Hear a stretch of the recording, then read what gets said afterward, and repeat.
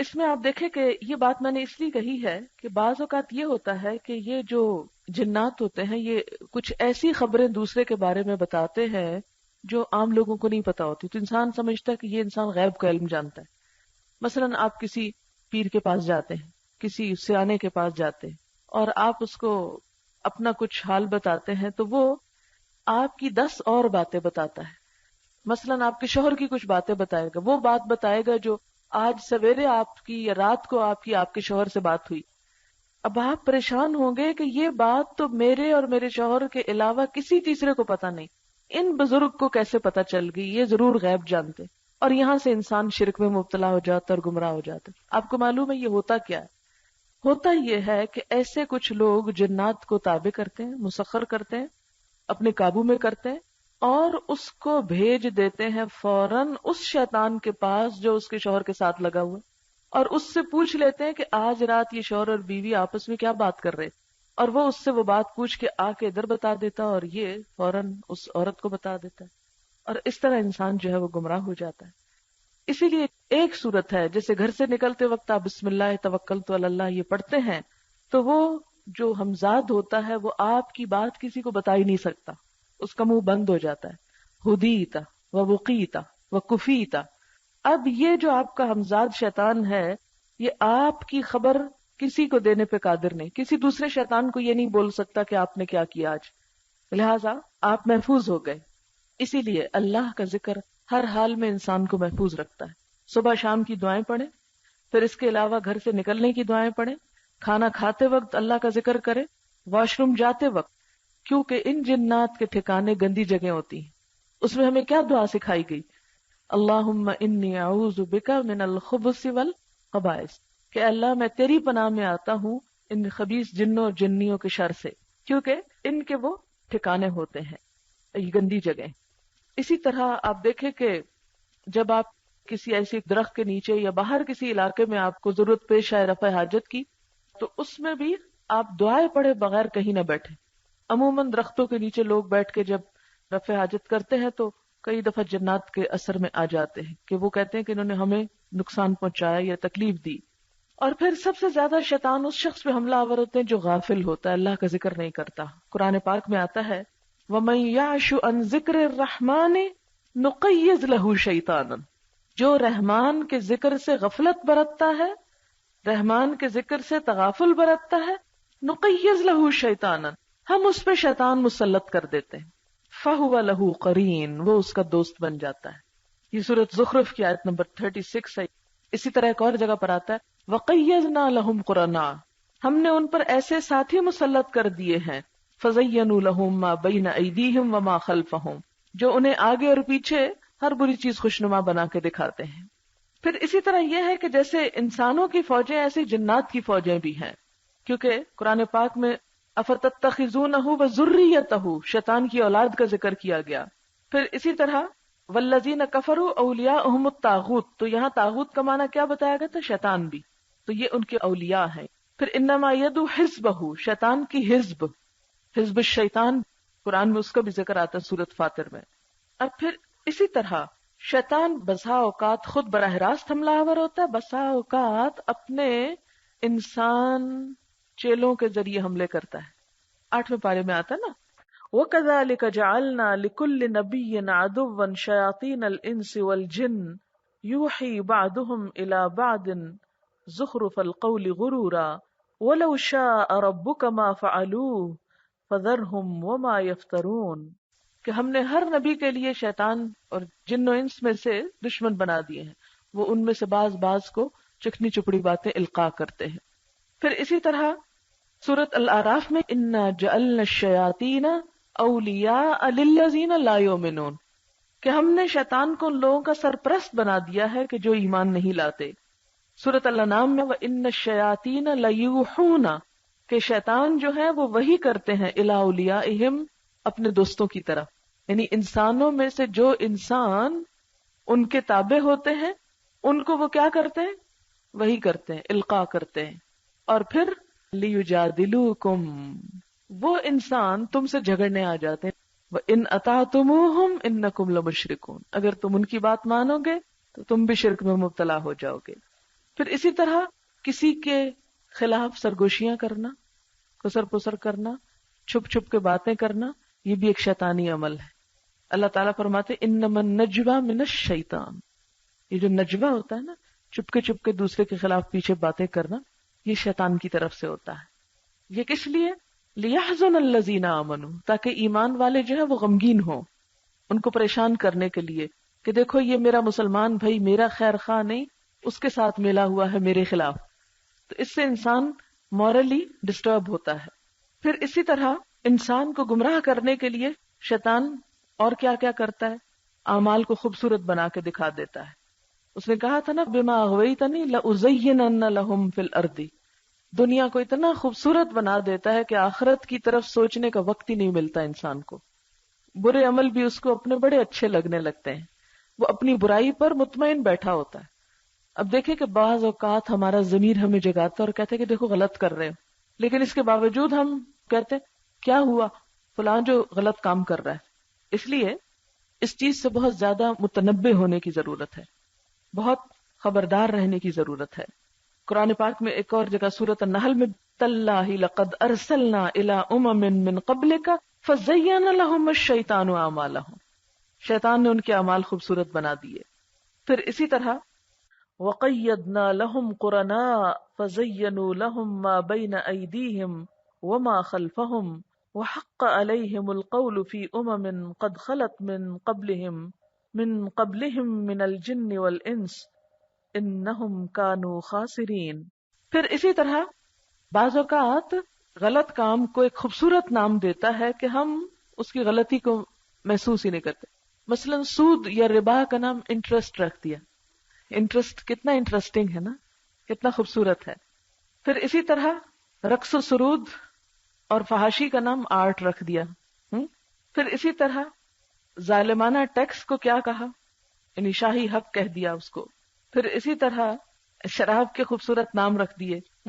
تو یہ شیطان کا حربہ ہے. آپ نے دیکھا حضرت آدم علیہ السلام کو سب سے پہلے اس نے کیا کیا تھا، هل ادلک علی شجرۃ الخلد وملک لا یبلی، بتاؤں تمہیں ایک ایسا درخت کھا کے کبھی انسان بوڑھا ہی نہیں ہوتا اس کو، اور ایسی بادشاہت ملتی ہے جو کبھی پرانی نہیں ہوتی. اور یہ کہہ کے انسان کو آج بھی اگر یقین کریں کہ کوئی اعلان کر دینا کہ فلاں دوا کھائیں اور آپ بوڑھے نہیں ہوگے، تو ساری دنیا دوڑ پڑے گی اس کی. وہ اینٹی ایجنگ کریم جو ہے کتنی مہنگی ہوتی ہیں اور لوگ دھڑا دھڑ ان کو ہزاروں روپے خرچ کر کے خرید رہے ہوتے ہیں. تو شیطان نے یہی وار کیا تھا اور کہا تھا شجرۃ الخلد، ایسا پھل کھا کے مرو گے نہیں کبھی، ہمیشہ زندہ رہو گے، ہمیشہ جوان رہو گے، ہمیشہ یہیں رہو گے، کبھی یہاں سے نکالے نہیں جاؤ. کیا خوبصورت نعرے، خوبصورت اشتہار دیا. یہ جو اشتہار بازی ہے نا آج کی، یہ بھی اسی کا ایک ہتھ کنڈا ہے. خراب سے خراب پروڈکٹ کو، ایک ردی سے ردی چیز کو اتنا خوبصورت بنا کے پیش کرتا ہے، انہی لوگ پیش کرتے ہیں اس کے چیلے، کہ انسان ٹریپ ہو جاتا ہے اور ہر صورت میں اسے ایک دفعہ تو ضرور آزمانا چاہتا ہے. کتنے لوگ ہیں جو اشتہار سے متاثر ہو کر کوئی چیز کم از کم ایک دفعہ نہ خریدیں، ایک دفعہ ضرور دھوکہ کھائیں گے، پھر اس کے بعد ہوش آئے یا نہ آئے. پھر اسی طرح افراط اور تفریط. افراط کیا ہوتا ہے؟ کسی چیز میں حد سے بڑھ جانا. اور تفریط کیا ہوتا ہے؟ حق بھی کم کر دینا. عقائد کے معاملے میں، عبادات کے معاملے میں، تعلقات کے معاملے میں، ہر چیز میں ایکسٹریم پہ. تو یہ ایکسٹریمزم جو ہے یہ شیطان کی طرف سے ہے. علامہ ابن قیم کہتے ہیں ان کی کتاب ہے نا تلبیس ابلیس، اللہ تعالیٰ جب کوئی حکم صادر کرتا ہے تو اس کے بارے میں شیطان کی دو خواہشیں ہوتی ہیں، یا تو اس میں کمی اور کوتاہی کی جائے یا زیادتی کی جائے، بیچ میں انسان کو نہیں رہنے دیتا. یہ بہت بڑا امتحان ہے انسان کا. اور اس لیے کہ ان میں سے بندہ کوئی ایک بھی غلطی کر لے تو کام کیا کرایا بھی ضائع ہو جائے گا. شیطان انسان کے دل کے پاس آتا ہے اور اسے سونگھتا ہے. اگر اس میں پست ہمتی، تن آسانی اور سہل پسندی کی صفت ہوتی ہے تو وہ اس دروازے سے انسان پر حملہ کرتا ہے، چنانچہ اس کی حوصلہ شکنی کے فرائض کی انجام دہی کرتا ہے اور اس کو روک دیتا ہے. یعنی حوصلہ شکنی کرے تو تم تو یہ کر ہی نہیں سکتے، تمہاری تو ہمت ہی نہیں، تمہارے تو اتنے مسائل ہیں، تمہاری تو اتنی مشکلات ہیں، تم نہیں اس قابل یہ کام کرو. یعنی اگر وہ دیکھتا ہے کہ انسان تن آسان ہے، آرام پسند ہے، تو اس کو کہاں سے آتا ہے یہ کام، یہ تمہارے بس کا نہیں.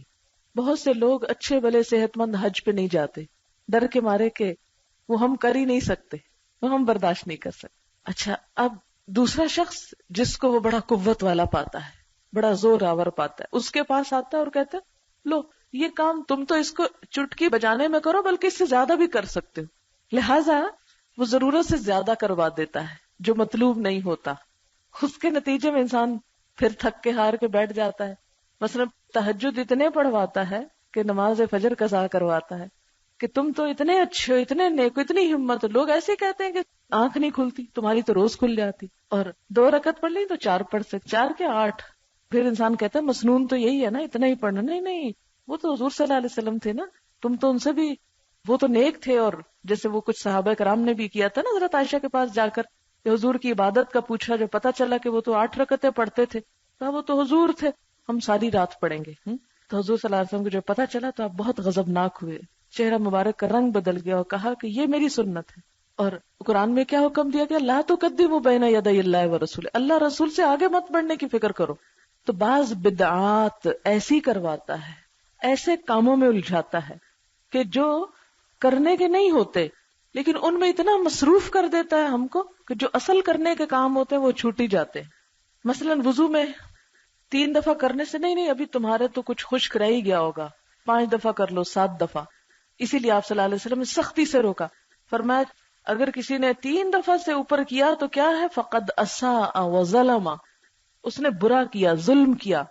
اسی لیے آپ دیکھیں کئی لوگ وضو کرتے کرتے ہی چلے جاتے، پانی بہاتے ہی چلے جاتے.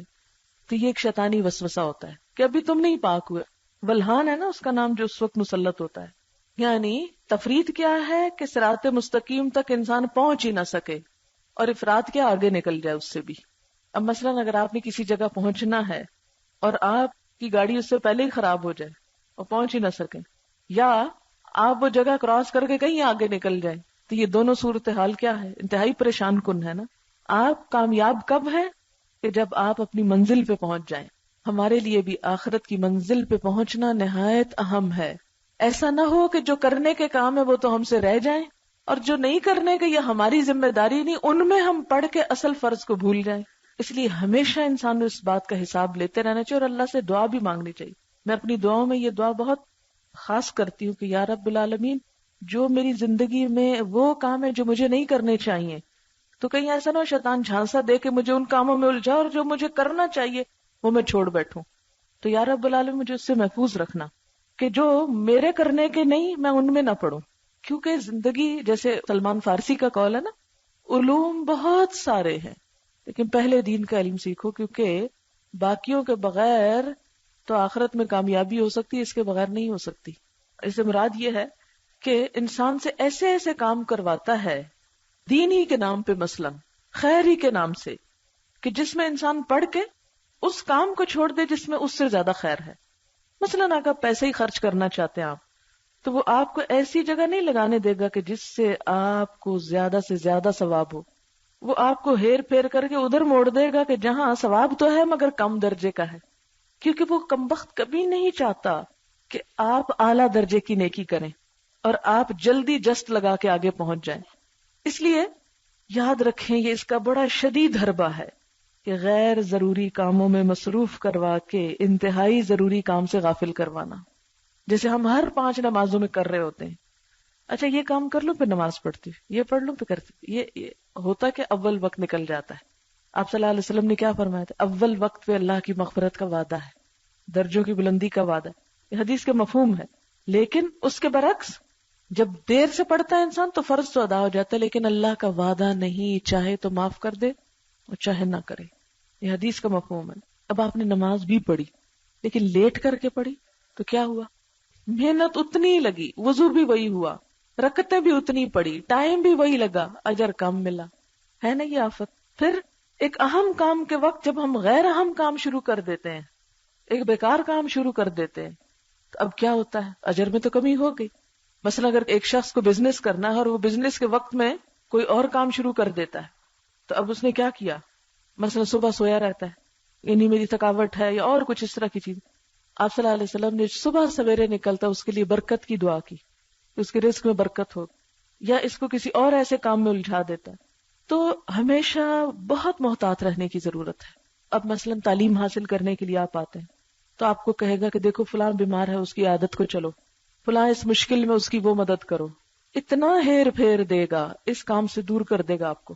اور وہ یہ نہیں کرے گا کہ وہ غلط کام ہے کہ آپ کو نہیں کرنے چاہیے، اچھے کام ہیں. مگر آپ یہاں اس سال کس کام کے لیے آئی ہیں؟ کیا کمٹمنٹ ہے آپ کی؟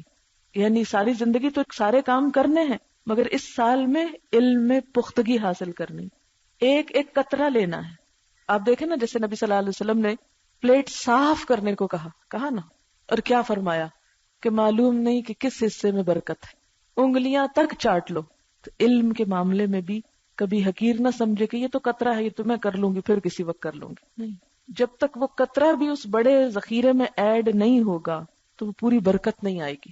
اور یہ انسان کا اتنا نازک اور اتنا کمزور پہلو ہے کہ شیطان اس سے بڑی جلدی حملہ آور ہوتے.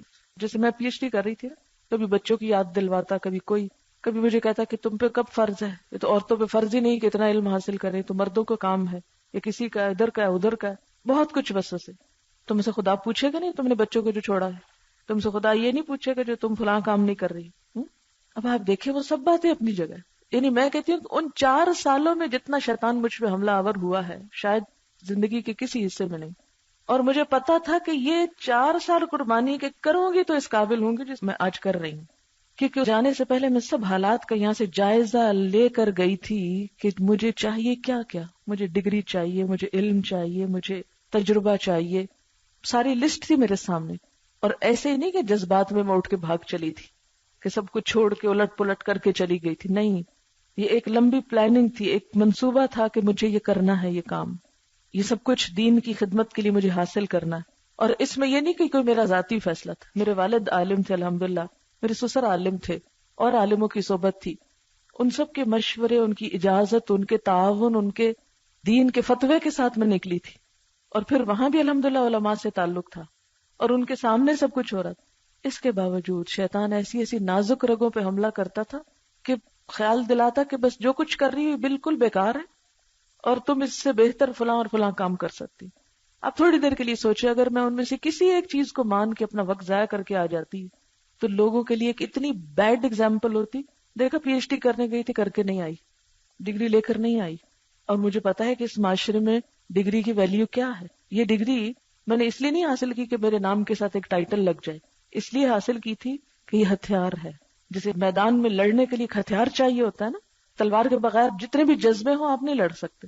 اسی طرح بعض کام کرنے کے لیے یہ جو کاغذ کا ٹکڑا ہے نا بیکار سا، یہ تلوار کا کام کرتا ہے. یہ پی ایچ ڈی جو ہے نا، یہ ایک تلوار کا کام کرنے والی چیز تھی کہ جو مجھے چاہیے تھی. اب تو ایک ٹرینڈ سیٹ ہو گیا نا معاشرے کے اندر کہ دین سیکھنا چاہیے، ایک اویئرنیس ہو گئی. تو جس وقت مجھے یہ کام کرنا تھا اس وقت لوگ ڈگری چاہتے تھے، کوئی نام چاہتے تھے، اپنے سے سپیریئر دیکھنا چاہتے تھے، اپنے جیسے سے نہیں سیکھنا چاہتے تھے. ابھی تک بھی یہ چیز ہے. تو اس کے لیے مجھے ایک جہاد سے گزرنا تھا، ایک جدوجہد کرنی تھی. اور میں اس پہ پوری طرح کنونسڈ تھی کہ جس راستے پر میں ہوں میں درست ہوں اور مجھے قربانی کرنی ہے. لیکن جب انسان بڑی قربانی کرنے لگتا نا، شیطان اتنی شدت سے پورے لاؤ لشکر کے ساتھ حملہ آور ہوتا ہے کہ اس کو کرنے نہ دو، اگر یہ کر گیا تو ہمارا بیڑا غرق ہے. تو یہ اسی طرح آپ لوگ بھی اب جب پڑھ رہے ہیں نا، کبھی آپ کو کوئی کہ دیکھو آج تمہاری اماں بیمار ہے، بھی اماں کے پاس 2 بچے اور بھی تو ہیں، وہ اسکول چلے گئے، آپ کیوں نہیں جا سکتے؟ آپ کو اس لیے پکڑا جا رہا ہے جی آپ چونکہ دین جو پڑھ رہے ہیں، اس لیے آپ کو دین کا تانا دیکھ کر دین کے کام سے روکا جا رہا ہے. میں مانتی ہوں والدین کا احسان، رشتہ داروں کا خیال سب دنیا ضرور کرے اور ساری زندگی کرنا چاہیے. لیکن جب انسان ایک بڑے فرض کی ادائیگی کے لیے نکلتا ہے تو یہ چھوٹے فرض ساقط ہو جاتے ہیں اس سے. اب مثلاً آپ دیکھیں کہ نبی صلی اللہ علیہ وسلم کے ساتھ جب صحابہ کرام جہاد کو جاتے تھے، غزوہ تبوک کی مثال لیں، فصلیں کاٹنے والی تھی. شیطان یہ نہیں کہتا ہوگا کہ دیکھو فصل نہ کاٹی بھوکے مر جاؤ گے، اسلام بھوکے مرنے کا حکم دیتا ہے، خودکشی کرو گے مت جاؤ. اور کچھ لوگ رہ گئے. تو اب جیسے آپ پڑھ رہے ہیں، اگر سنجیدگی سے نہیں پڑھیں گے کل جا کر غلط سکھائیں گے. آپ لکھ لیں بے شک، جب صحیح کانسیپٹس کلیئر ہی نہیں آپ کے یہاں تو جا کر آپ لوگوں کو ہدایت دینے کی بجائے گمراہ کریں گے. جب آپ نے ایک آیت کے صحیح مفہوم کو سمجھا ہی نہیں، کلاس میں حاضر ہی نہیں ہوئے، بیٹھے ہی نہیں، سوال ہی نہیں کیا، اس چیز کو واضح ہی نہیں کیا، تو جب آپ پڑھانے کے لیے بیٹھیں گے معلوم نہیں کیا کچھ کریں گے آپ.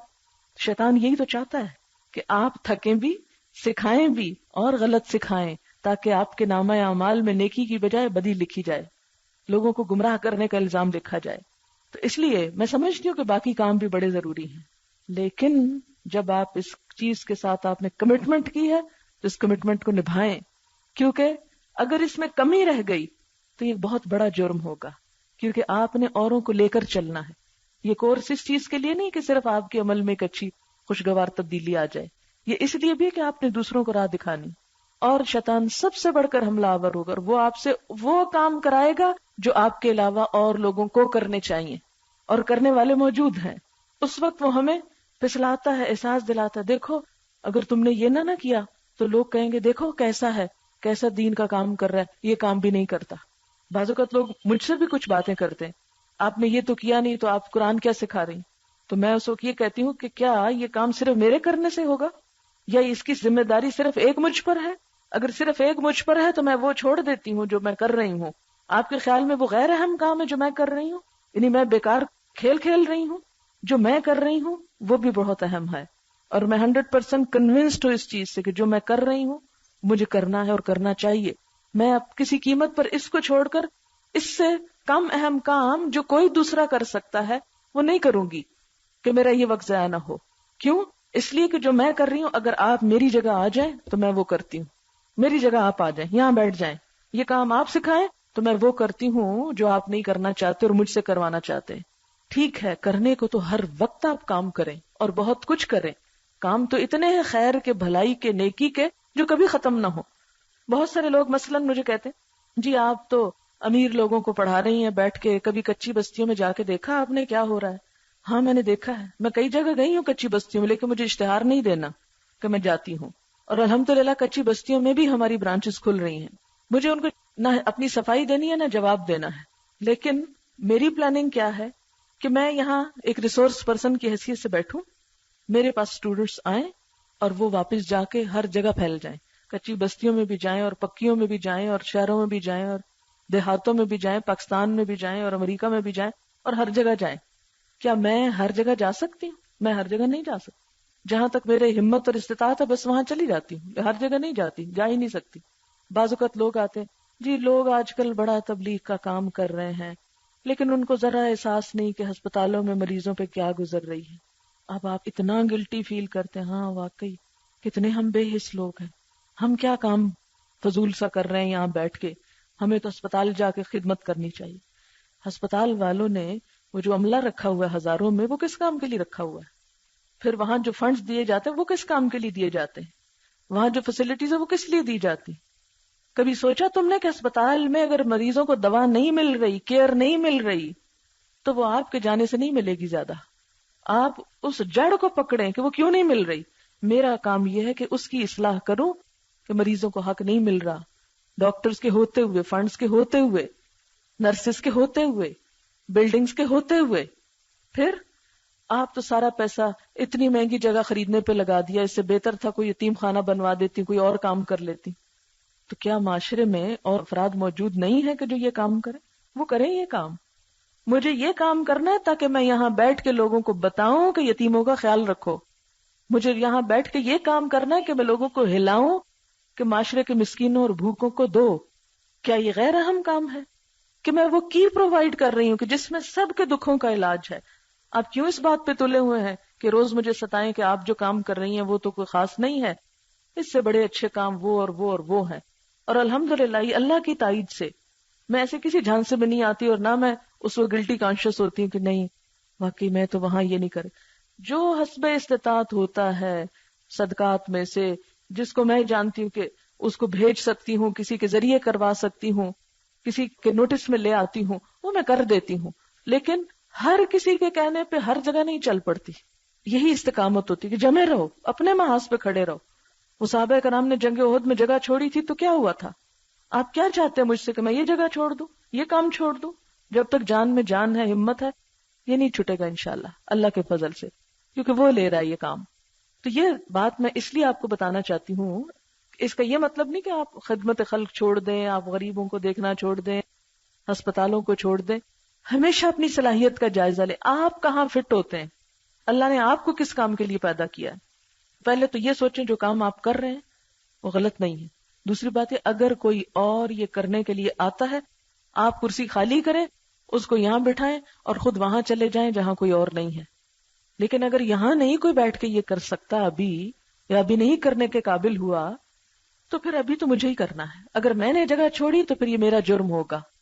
تو یہ اس طرح کی بہت ساری چیزیں ہیں جن سے شیطان انسان کو، جیسے آدم علیہ السلام کو جنت میں اس نے اسی، یعنی ہزاروں درخت ہوں گے جنت، جنت تو نام ہی گھنے درختوں کی جگہ ہے نا، ان سب میں اسی کے پاس لے گیا. اور کس طرح لے گیا کہ یہ کھا لو تو سب خیر ہے، فرشتے بن جاؤ گے، ہمیشہ رہو گے، اور معلوم نہیں کیا کچھ، سب کچھ چھڑوا کے وہاں لے گیا. ہر وقت ہم سب کے ساتھ وہ یہی کر رہا ہے کہ اچھے کام چھڑوا کے بیکار کاموں کی طرف لے جائے گا. اور اس لیے نہیں لے جائے گا کہ آؤ یہ بیکار کام کرو، ان کو اتنا بڑا بنائے گا آپ کے سامنے کہ آپ اصل سے پھسل جائیں گے، ہٹ جائیں گے.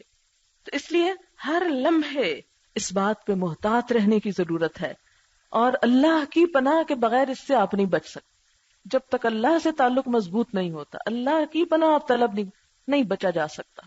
کبھی مت سوچیں کہ میرے میں اتنی طاقت ہے کہ میں شیطان سے لڑ لوں گی یا میں شیطان کو ہرا دوں گی. یہ اللہ کی تائید سے ہوتا ہے. پھر اسی طرح ایک اور شیطان کا حربہ، آج نہیں کل کر لیں گے، آج کا کام کل پہ، کوئی بات نہیں، اس سال نہیں اگلے سال کر لیں گے. جب صبح کی نماز ہوتی ہے نا، تو اس وقت آپ صلی اللہ علیہ وسلم نے فرمایا، صحیح بخاری میں ہے، جب کوئی شخص سوتا ہے تو شیطان اس کی گدی پر 3 گرہ لگاتا ہے. ہر گرہ لگاتے وقت کہتا ہے رات لمبی ہے سو جا.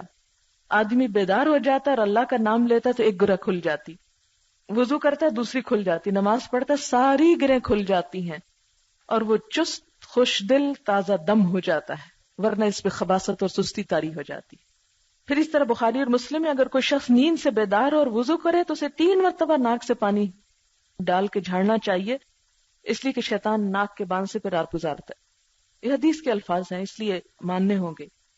نبی صلی اللہ علیہ وسلم سے ایک ایسے شخص کے متعلق پوچھا گیا جو رات کو سوتا اور سورج چڑھنے پر اٹھتا ہے، سورج نکلنے کے بعد اٹھتا ہے.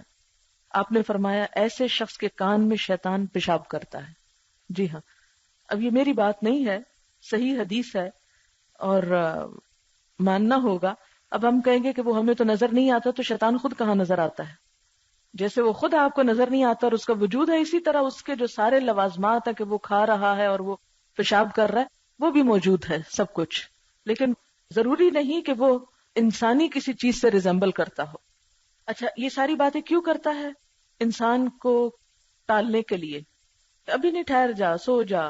اٹھتا ہے نا سویرے انسان، سو جا، ابھی تو بڑی رات ہے، سویا رہ سویا رہ، ابھی بڑا ٹائم ہے، الارم بجے، اچھا ابھی تو میں نے جلدی الارم لگایا تھا، اچھا ابھی اتنے منٹ ہیں، ابھی ذرا 5 منٹ اور سو جاتے ہیں.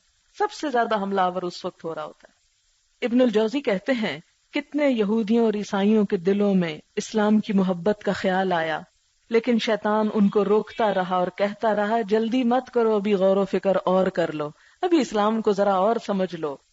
ٹالتا رہا یہاں تک کہ ان کی موت کفر پر ہی ہو گئی. اس طرح شیطان گناہگار کو توبہ سے روکتا ہے. کہتا ہے ابھی نہیں، ابھی تو جوان ہو، بوڑھے ہو جو پھر توبہ کرنا، حج پر جانا پھر توبہ کر لینا. پھر اسی طرح یہ ہے کہ بعض سلف کہتے تھے کہ تمہیں لفظ سوفا یعنی انقریب میں کر لوں گا، اس سے آگاہ کرتا ہوں کہ یہ ابلیس کی سب سے بڑی فوج ہے کہ میں کر لوں گا. یہ ابلیس کا جملہ ہے، کرنے نہیں دیتا. پھر اسی طرح یہ ہے کہ جھوٹے وعدے، جھوٹی امیدیں، یعدہم ویمنیہم وما یعدہم الشیطان الا غرورا، وہ لوگوں سے وعدے کرتا ہے اور انہیں امیدیں دلاتا ہے، مگر شیطان کے سارے وعدے بجز فریب کے اور کچھ بھی نہیں. آپ کو یاد ہوگا کہ جنگ بدر کے موقع پر اس نے کیا کہا تھا کہ میں تمہارے ساتھ ہوں. انسانی شکل میں آ کے ان سے کہا تھا، ایک قبیلے کے سردار کی شکل میں، ہم تمہارے ساتھ ہیں، فکر نہ کرو. وہ ایک باغ والے کا اس نے کہا تھا لئن رددت الی ربی لاجدن خیرا منہا منقلبا، کہ دنیا میں بھی غلط کام اور اگر آخرت کا خیال آئے تو کہ نہیں، آخرت تو ہمارے لیے اللہ غفور الرحیم ہے، اگر اس نے مجھے اب دے دیا تو کل نہیں دے گا، کل تو اس سے بھی اچھا دے گا، لہذا کوئی فکر کی ضرورت نہیں. یعنی مجھے قسمت سے اتنا کچھ مل گیا، میں نے کیا کیا تھا؟ اگر قسمت نے آج ساتھ دیا، قسمت کل بھی ساتھ دے گی. جھوٹی امیدیں، اور انسان کو کچھ کرنے نہیں دیتا. اسی طرح شیطان انسان سے اظہار ہمدردی بھی کرتا ہے قاسمہما انی لکما لمن الناصحین، قسمیں کھائیں میں تمہارا بڑا خیر خواہ ہوں، بڑا ہمدرد ہوں. اسی طرح کمثل الشیطان اذ قال للانسان اکفر فلما کفر قال انی بریء منک انی اخاف اللہ رب العالمین. اچھا پھر اسی طرح وہ یکا یک گمراہ نہیں کرتا، گریجولی کرتا ہے، آہستہ آہستہ، ایک کے بعد ایک. یعنی پہلے ایک غلط کام کراتا ہے، جب وہ ہو جاتا ہے نا پھر کہتا ہے اچھا ایک قدم اور آگے بڑھ جاؤ، دیکھو یہ کر لیا تو یہ کرنے میں کیا حرج ہے. اچھا وہ کر لیتا انسان، پھر کہتا نہیں اس سے آگے ہو جاؤ. آہستہ آہستہ کریپ کرتا ہے اور انسان کو غیر محسوس طریقے سے اس بڑے شر میں جا پھنساتا ہے، ایسی دلدل میں لے جاتا ہے کہ وہاں سے نکلنا مشکل ہو جاتا ہے. اور ہر گناہ اگلے گناہ کا دروازہ کھولتا ہے. جیسے نیکی نیکی کا دروازہ کھولتی، اسی طرح گناہ گناہ کا دروازہ کھولتا ہے. اس سیاہ نکتے والی حدیث یاد ہوگی آپ کو، ایک برائی سے ایک سیاہ نکتہ لگتا ہے، پھر انسان توبہ نہیں کرتا، پھیلنا شروع ہو جاتا ہے، سارا دل سیاہ ہو جاتا ہے. پھر اسی طرح بھلوا دیتا ہے چیزوں کو، نسیان اور غفلت. حضرت آدم کے بارے میں اللہ تعالیٰ فرماتے ہیں فنسیا، آدم بھول گئے تھے، ولم نجد لہ عزما.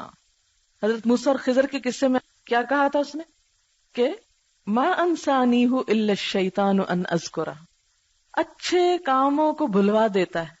بعض لوگوں کو نماز بھی بھول جاتی ہے. کبھی آپ کو ایکسپیرینس ہوا ہوگا کہ این جب سورج غروب ہونے قریب، او میں تو عصر کی نماز ہی نہیں پڑھی آج، تو میں بھول ہی گیا. اکثر ایسے کرے گا. اور شاید سبق بھی بھلوا دیتا ہو، پرچہ بھی بھلوا دیتا ہو، سب کچھ آتا تھا، پرچہ آتے بھول گیا. نہ تم نہیں کر سکتے، ڈسکریج مت کرو. پھر اسی طرح کہ جب انسان ایسی مجلس میں بیٹھ جائے جہاں دین کا مذاق اڑایا جاتا ہے تو پھر کیا کرے؟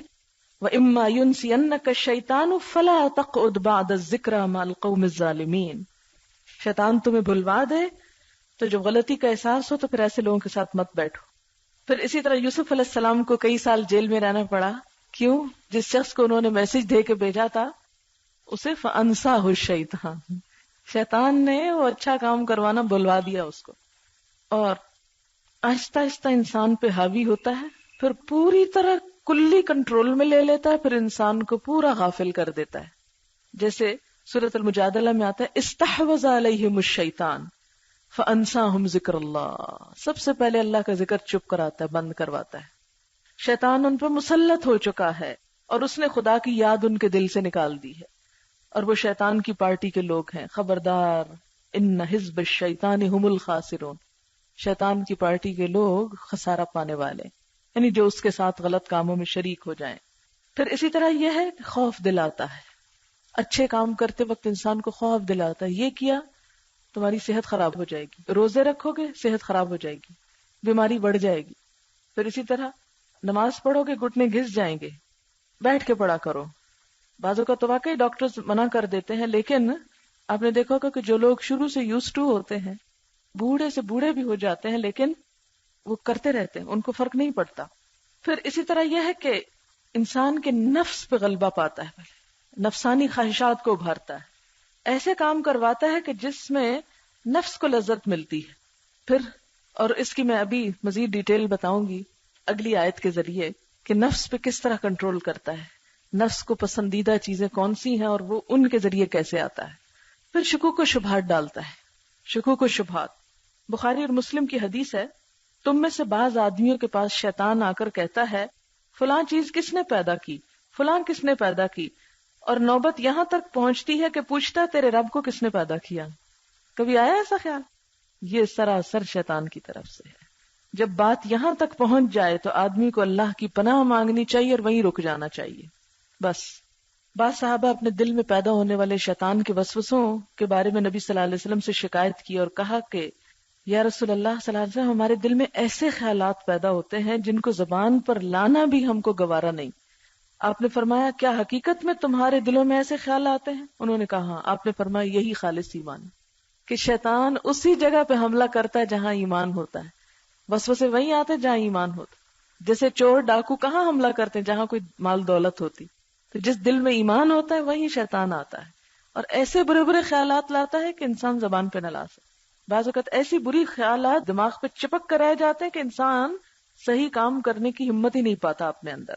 نبی صلی اللہ علیہ وسلم کے پاس ایک آدمی آیا اور کہنے لگا میں اپنے آپ ایسی باتیں کرتا ہوں جن کو زبان پر لانے سے بہتر ہے کہ جل کر بھسم ہو جاؤں. آپ نے فرمایا شکر کرو اس خدا کا جس نے اس کے معاملے کو وسوسے کی طرف لوٹا دیا کہ اللہ اس پہ حساب نہیں لے گا. حتیٰ کہ انبیاء کو بھی نہیں چھوڑتا.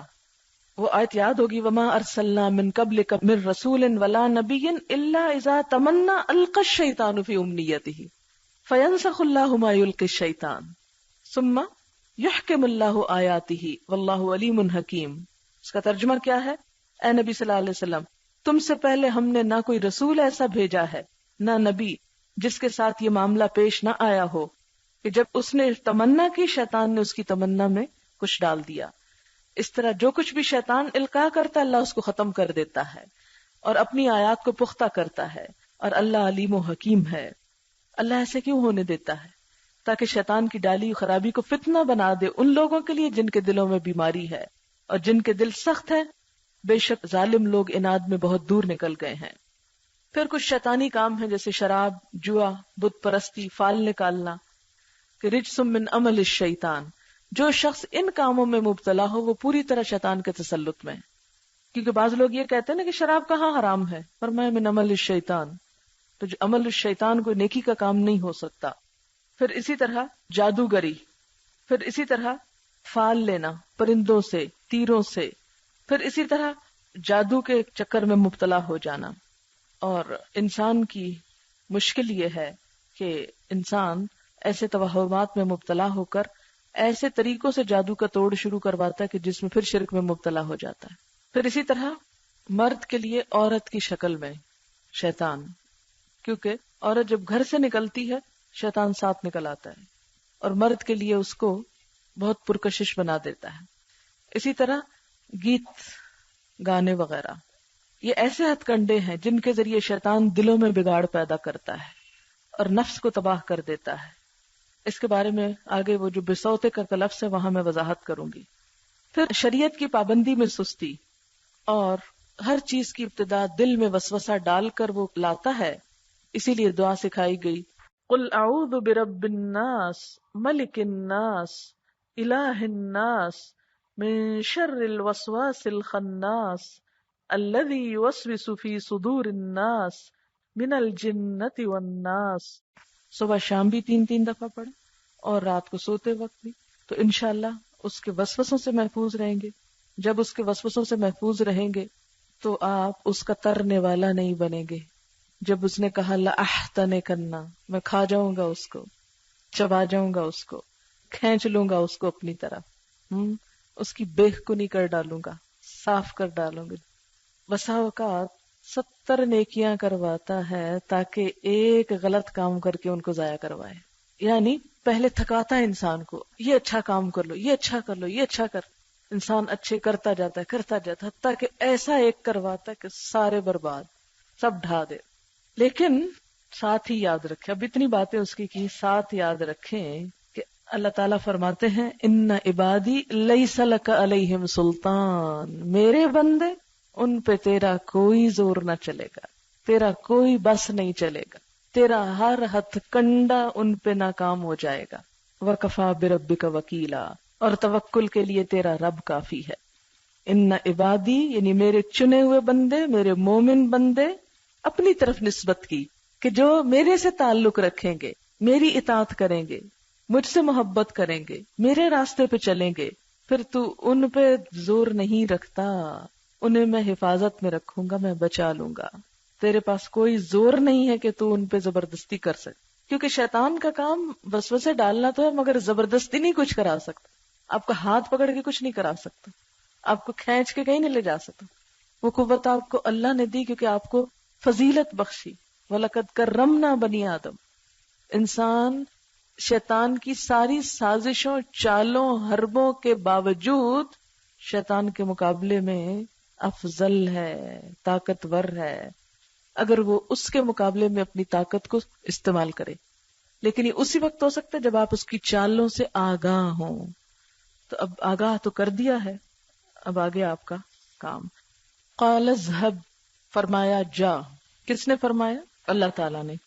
فمن تبعک، تو جو کوئی تیری پیروی کرے گا، منہم، ان میں سے، یعنی ان بندوں میں سے، ان انسانوں میں سے، جو تیرے پیچھے چلے گا، تیری بات مانے گا، فإن جہنم، تو یقیناً جہنم، جزاؤکم، بدلہ ہے تمہارا، جزاء موفورا، پورا پورا بدلہ، وافر بدلہ، یعنی خوب سزا دوں گا ان کو وافر مقدار میں۔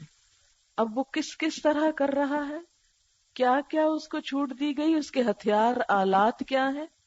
وَاسْتَفْزِزْ مَنِ اسْتَطَعْتَ مِنْهُمْ بِصَوْتِكَ وَأَجْلِبْ عَلَيْهِمْ بِخَيْلِكَ وَرَجِلِكَ وَشَارِكْهُمْ فِي الْأَمْوَالِ وَالْأَوْلَادِ وَعِدْهُمْ وَمَا يَعِدُهُمُ الشَّيْطَانُ إِلَّا غُرُورًا۔ یہ ہے شیطان کا جال۔ وَاسْتَفْزِزْ، اور بہکا لے۔ استفزاز فے زے سے کمانا ہے استخفاف، کسی کو ہلکا اور حقیر سمجھنا، خفیف سمجھنا۔ آپ اسی کو اپنے رستے پہ لے جا سکتے ہیں جو آپ کے مقابلے میں قوت میں، دلیل میں کم ہو، خفیف ہو۔ کسی کو جگہ سے اکھاڑ دینا، استفزاز، بے آرام کر دینا اور دور بھگانا۔ وستفزز، بہکا لے، اکسا لے، بے آرام کر لے، ہلکا سمجھ لے۔ من استطاعت، جس کو تو استطاعت رکھتا ہے، جہاں جہاں تک تو جا سکتا ہے، منہم، ان میں سے۔ کس طرح؟ بصوتک، اپنی آواز کے ساتھ، شیطان کی آواز۔ فرمایا کہ اپنی آواز کے ساتھ جس کو تو بہکا سکتا ہے بہکا لے، اکسا سکتا ہے اکسا لے، اس کی جگہ سے اکھاڑ سکتا ہے اکھاڑ لے، بے آرام کر سکتا ہے کر لے، حق سے دور بھگا سکتا ہے بھگا لے۔ یہ سب معنی استفزاز میں، بہت جامع لفظ ہے۔ اپنی آواز کے ساتھ۔ اب تک تو ہم نے ساری باتیں اس کے وسوسوں اور اس کی امیدیں دلانے کی اور اس طرح کی پڑھی، تو یہاں آواز کی بات سے کیا مراد ہے؟ کیونکہ آواز تو آواز ہے۔ تو اس میں ہم دیکھتے ہیں کہ صحابہ کرام اور مفسرین کرام نے کیا کہا، آواز کیا ہے شیطان کی۔ مفسرین نے یہاں وہ شیطانی آواز لی ہے جو خدا کی نافرمانی کی طرف بلائے۔ ہر وہ آواز جو انسان کو اللہ کی نافرمانی کی طرف بلائے، وہ دراصل شیطان کی آواز ہے، کیونکہ وہ اپنے بعض چیلوں کے اوپر القاء کرتا ہے، انہیں وسوسے ڈالتا ہے، اور وہ چیلے پھر بولتے ہیں اور وہ لوگوں کو منکر کی دعوت دیتے ہیں۔ اور وہ کرتے کیا ہیں؟ یأمرون بالمنکر، منکر کا حکم دیتے ہیں۔ تو وہ انسان بھی جو انسانوں کو برائی کی دعوت دیں، اگر وہ منہ سے بول کر دے رہے ہیں تو وہ دراصل آواز شیطانی آواز ہے۔ ایک معنی اس کا یہ ہے۔ حضرت ابن عباس جو صحابی ہیں، حسن بصری جو تابعی ہیں، جلال الدین سیوطی جو مفسر ہیں، ان کے اقوال کے مطابق شیطان کی آواز سے مراد گانا بجانا ہے۔ وہ گانے بجانے کو شیطان کی آواز قرار دیتے ہیں، جس کے ذریعے سے وہ لوگوں کو حق سے دور کرتا ہے۔ جیسے کہ سورۃ لقمان میں بھی آتا ہے، وَمِنَ النَّاسِ مَن يَشْتَرِي لَهْوَ الْحَدِيثِ لِيُضِلَّ عَن سَبِيلِ اللَّهِ، لوگوں میں سے بعض ایسے ہیں جو لہو بات خریدتے ہیں، اور لہو سے مراد بھی الغنا ہے، یعنی گانا، تاکہ اللہ کے راستے سے بھٹکا سکیں، اس میں اتنا مصروف کر دیں، مشغول کر دیں کہ لوگوں کے پاس نہ وقت رہے اللہ کی بات سننے کا، نہ دل لگے اس میں۔ تفسیر کبیر میں علامہ آلوسی نے مجاہد جو ایک مفسر ہیں ان سے بصوتک کی تفسیر یوں بیان کی ہے، قال اللہو والغنا، کہ یہ لہو اور غنا ہے، یعنی گانا ہے۔ امام مجاہد فرماتے ہیں هو الغناء والمزامیر، تفسیر ابن کثیر ہے کہ صوت شیطان سے مراد الغناء والمزامیر، گانے اور باجے ہیں، یعنی انسٹرومنٹس میں سے جو کچھ نکلتا ہے۔ پھر اسی طرح ہم دیکھتے ہیں کہ کچھ ایسی چیزیں جدید تحقیقات سے بھی سامنے آئی ہیں کہ جس سے پتہ چلتا ہے کہ میوزک کے ذریعے شیطان کس طرح انسان پر حملہ آور ہوتا ہے۔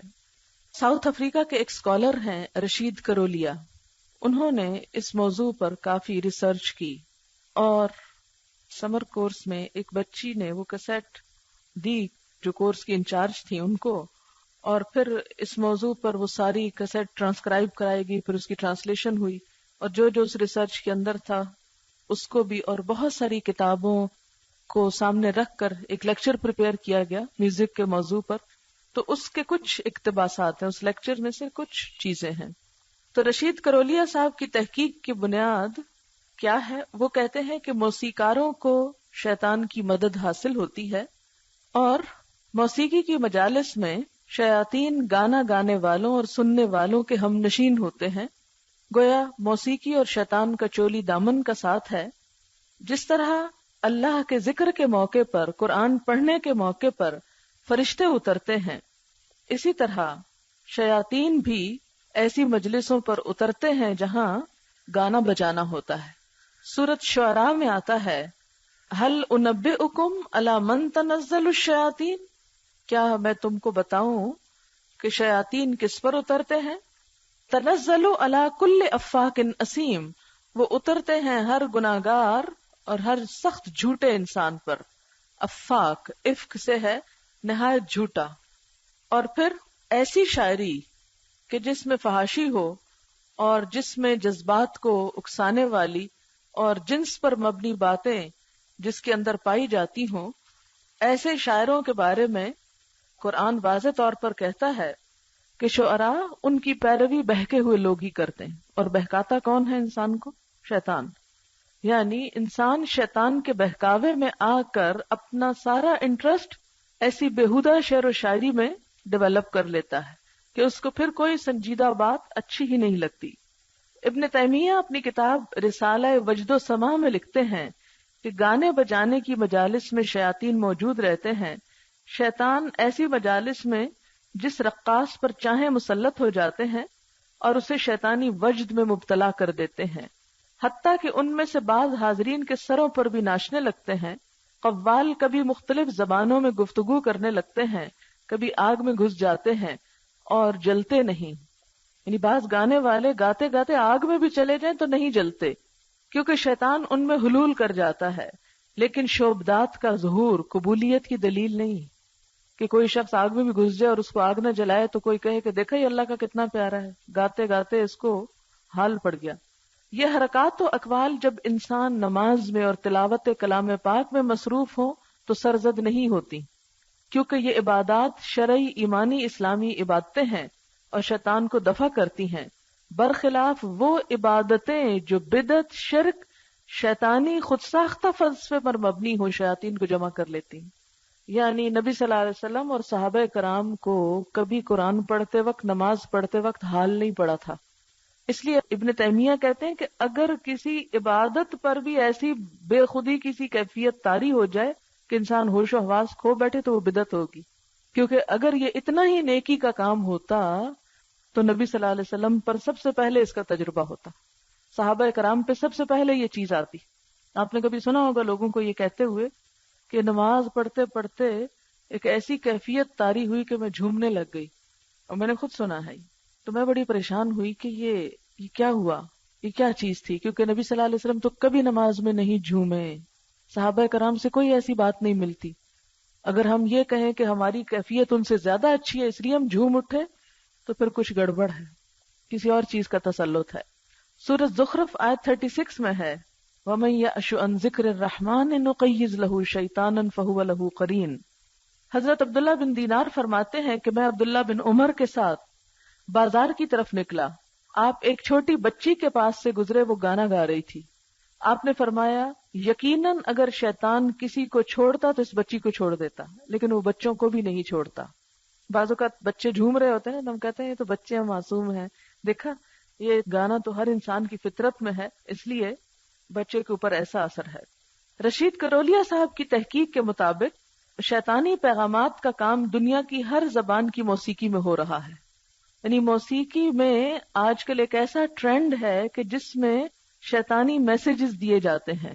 پاکستان میں بھی ایسا کسی نے کچھ کرنے کی کوشش کی. 21 مارچ 99 کو ایک انگریزی اخبار کہ آرٹیکل وائبس کرپٹکس، پراسرار آوازیں اس کا معنی ہے. ایک آرٹیکل پرنٹ ہوا، چلے اخبار کا نام بتا، دا نیوز میں، کیونکہ آپ کہیں گے اچھا کون سا اخبار تھا تو اسے ڈھونڈے، آپ ڈھونڈ لیں خود. 21 مارچ 99 کو. اور اس آرٹیکل سے بھی معلوم ہوا کہ 95 کے آغاز میں لاہور کے ایک صحافی نے گانوں کی کچھ کیسٹس کی 500 کاپیاں خود تیار کروا کے لوگوں میں مفت تقسیم کی. آپ نے آج تک قرآن کی نہیں مفت تقسیم کی ہوگی 500. تو انہوں نے کچھ خاص گانوں کی کیسٹس مفت تقسیم کی، اور لوگوں نے ان کیسٹس کو سن کر محسوس کیا کہ ان ٹیپس میں کچھ پراسرار آوازیں سنائی دیتی ہیں. ان لوگوں کی تصدیق کچھ اخباروں کے آرٹیکل سے ہوئی. ان گانوں کو غور سے سننے پر ایسا محسوس ہوتا ہے جیسے کوئی چیخ رہا ہو، ابلیس ابلیس. کسی کیسٹ میں جو کولا کے الفاظ سنائی دیتے ہیں، جو کولا، اور اس کو ڈکشنری میں دیکھا گیا تو مانا تھا دھوکہ دیا. تو شیطان جو ہے وہ دراصل کیا کہتا ہے، لا یغرنکم باللہ الغرور، سب سے بڑا دھوکے باز ہے. قرآن میں اس کو غرور کہا گیا، فعول کے وزن پر، سب سے بڑا دھوکے باز. یہ گانوں کے کیسٹ فرضی نام آتش راگ، آتش ہوتا نا آگ، آتش راگ کے نام سے تیار کیے گئے. ابلیس کا مادہ بھی آگ سے ہی بنتا ہے، اور جو بینڈ کا نام تھا وہ عذاب تھا. پھر اسی طرح جب لکھنے والے کی ملاقات اس صحافی سے ہوئی اور اس نے ان کیسٹس کی پراسرار آوازوں کی حقیقت پوچھی، تو انہوں نے ان کو مذاق میں یہ کہہ کر ٹال دیا کہ دراصل یہ پیغامات معاشرے کے اوپر طنز اور ایک انتقامی رد عمل کے طور پر اس نے جان بوجھ کر ان ٹیپس میں ریکارڈ کروائے. جب پوچھا گیا کہ یہ کیا ہے، یہ ایسی آوازیں کیوں ہیں، تو اس نے اس کو ایک اور نام دے دیا. پھر اسی طرح رشید کرولیا صاحب نے جدید ریسرچ سے اس حدیث کو ثابت کیا جس میں ذکر ملتا ہے کہ شیطان کا مؤذن دراصل موسیقار ہے. ایک حدیث میں آتا ہے کہ شیطان کی اذان دینے والا کون ہے؟ موسیقار. انہوں نے ایک میوزک گروپ چیپ ٹرکس کی مثال پیش کی. اس میوزک گروپ کے ایک البم کے تعارف میں اس گروپ کا لیڈ سنگر اناؤنسمنٹ کرتا ہے، this song is the first from our album, یہ ہماری البم کا پہلا گانا ہے. اس اناؤنسمنٹ کو اینٹی کلاک وائز چلایا جائے اور مختلف ٹیکنیکس کے ساتھ بیک ٹریک کیا جائے تو یہ الفاظ سنے جاتے ہیں، مائی سرونٹ از اے میوزیشین، یعنی میوزیشین میرا غلام ہے. کس کا؟ یعنی شیطان کا.